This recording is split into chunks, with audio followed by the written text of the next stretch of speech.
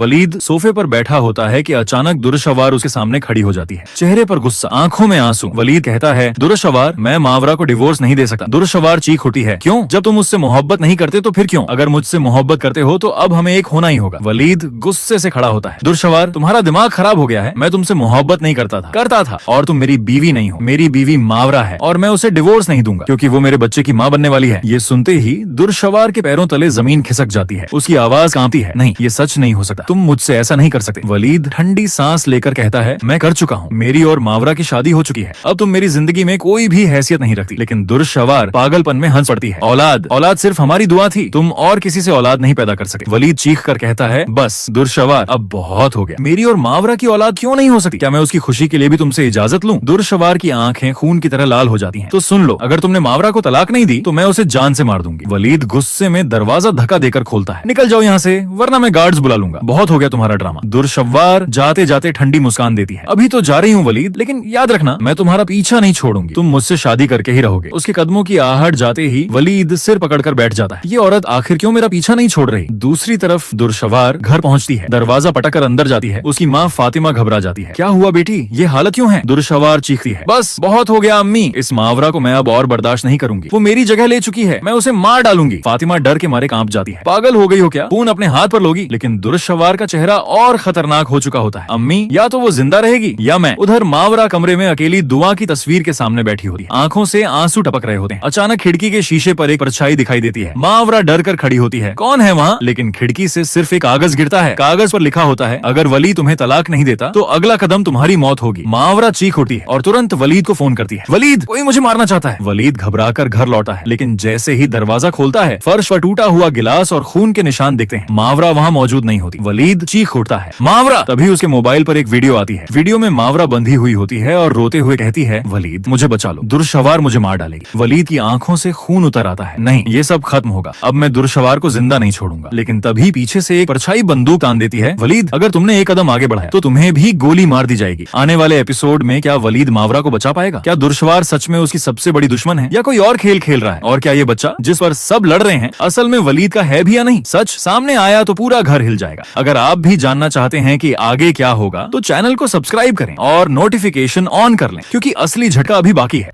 तो जी दोस्तों, अब आप लोग इस ड्रामे के हवाले से क्या राय रखते हैं कि इस ड्रामे में जो बुरे कैरेक्टर है उसका क्या अंजाम होना चाहिए और इस ड्रामे का एंड क्या होना चाहिए? इस हवाले से आप लोग अपनी राय हमें कमेंट सेक्शन में लाजमी दीजिएगा। और अगर आप लोगों को हमारी ये वीडियो पसंद आए तो अपने दोस्तों के साथ लाजमी से शेयर कर दीजिएगा। बहुत शुक्रिया एंड थैंक्स फॉर वॉचिंग।